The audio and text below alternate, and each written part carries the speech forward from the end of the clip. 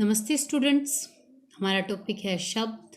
वर्णों का सार्थक मेल शब्द कहलाता है। वर्णों के मिलने से शब्द बनते हैं, परंतु वो वर्णों का मेल भी सार्थक होना चाहिए, यानी कि अर्थ देने वाला होना चाहिए। शब्दों का वर्गीकरण उत्पत्ति के आधार पर, बनावट के आधार पर, थर्ड है अर्थ के आधार पर और फोर्थ है प्रयोग के आधार पर। लास्ट क्लास में हमने उत्पत्ति के आधार पर शब्दों का वर्गीकरण पढ़ा। आज हम पढ़ेंगे स्टूडेंट्स सेकंड, बनावट या रचना के आधार पर शब्द का वर्गीकरण। रचना के आधार पर 3 भागों में बांटा गया है शब्दों को: रूढ़, यौगिक और योग रूढ़। रूढ़ का अर्थ होता है, हम रूढ़िवादी से याद रख सकते हैं। रूढ़िवादी यानी कि पुराने समय से, जो परंपरा पिछले समय से चलती आ रही है उसे रूढ़िवादी कहा जाता है। रूढ़ शब्द हम मान सकते हैं कि जो शब्द परंपरागत तरीके से पुराने समय से किसी विशेष वस्तु के लिए प्रयोग किए जाते हैं वो रूढ़ शब्द कहलाते हैं। परंपरागत तरीके से या पुरानी परंपरा से किसी वस्तु विशेष के लिए प्रयोग किया जाने वाला शब्द रूढ़ शब्द कहलाते हैं, और जिनके खंड करने पर हमें कोई अलग अलग अर्थ नहीं मिलता, जैसे घर, लोटा।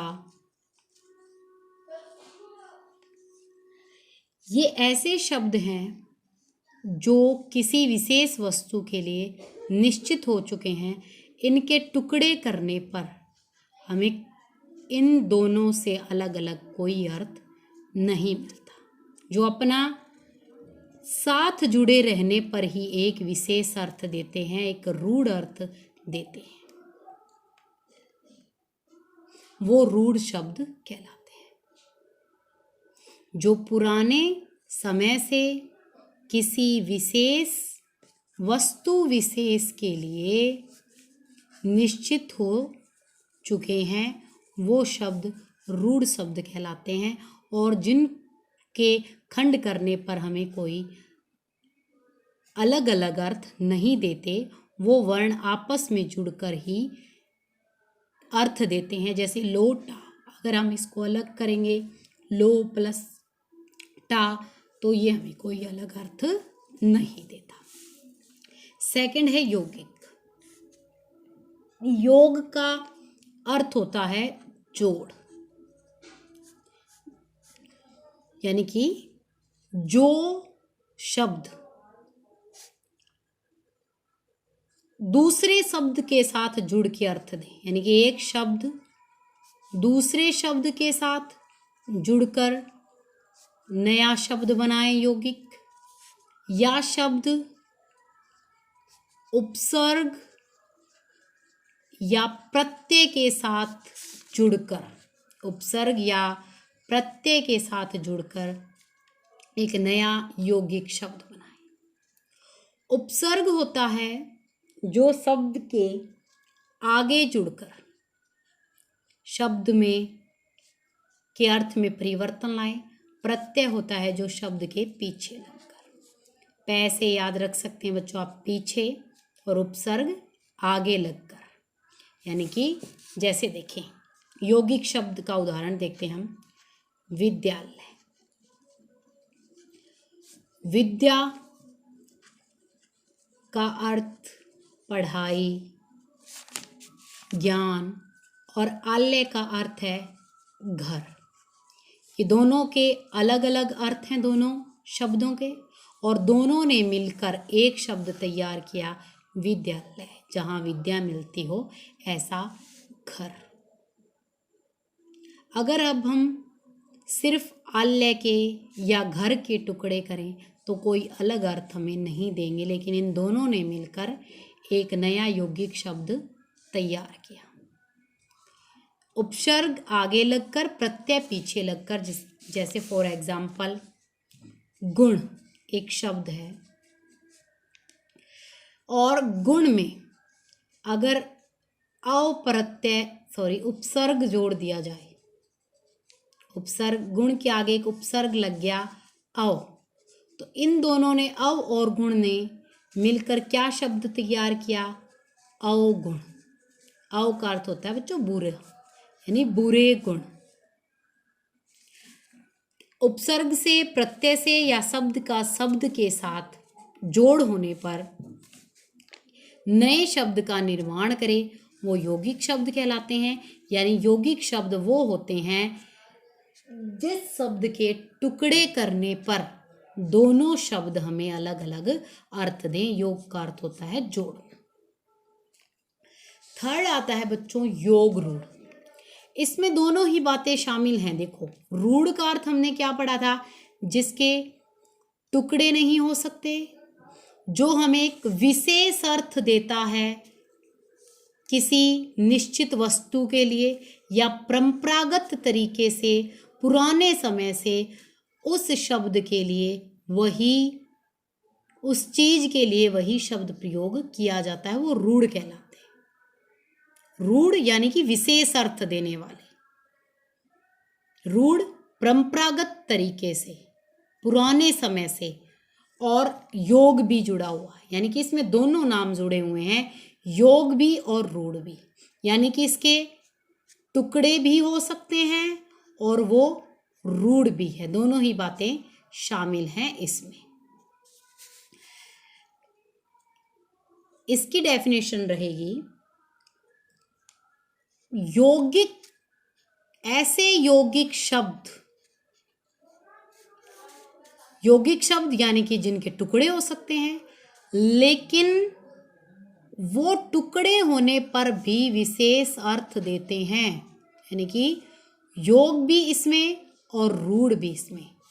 टुकड़े भी हो सकते हैं और टुकड़े होने पर विशेष अर्थ भी देते हैं। यानी कि यौगिक में तो क्या था? विद्यालय के टुकड़े हुए, विद्या का अपना अर्थ आ गया पढ़ाई, आल्य का अपना अर्थ आ गया घर। लेकिन योग रूढ़ में एक अपना ही अर्थ देगा। जैसे कि फॉर एग्जाम्पल पंकज,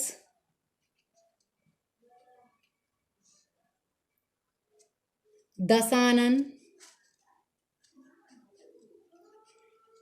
पंकज, पंक का अर्थ होता है, पंक का अर्थ होता है कीचड़, और जय का अर्थ होता है जन्मा।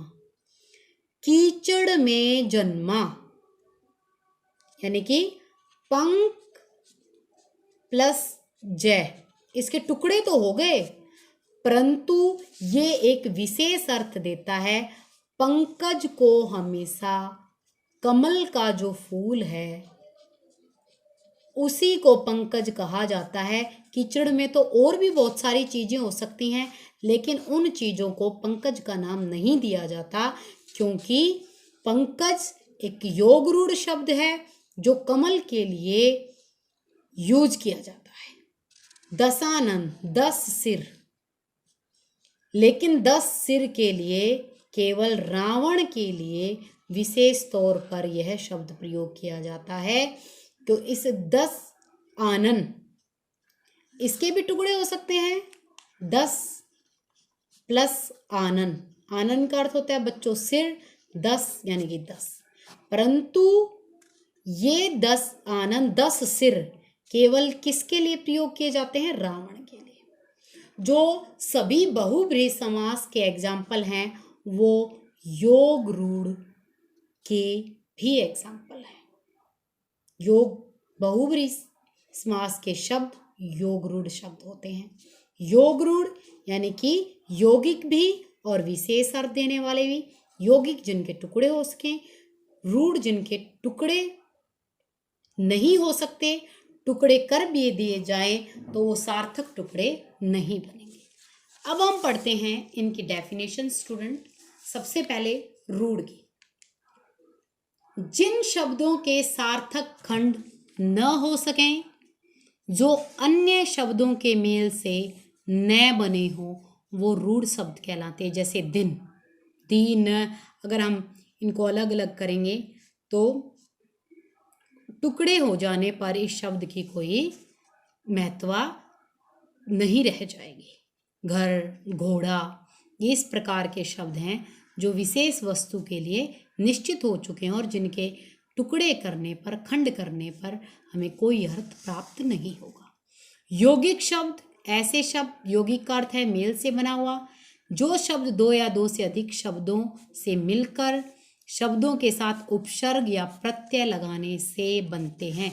जैसे देश, भक्ति, दोनों अलग अलग शब्द हैं और ये दोनों जुड़कर देशभक्ति बने हैं, यानी कि देशभक्ति के हम टुकड़े कर सकते हैं और इन दोनों के अर्थ अलग अलग हमें मिलेंगे।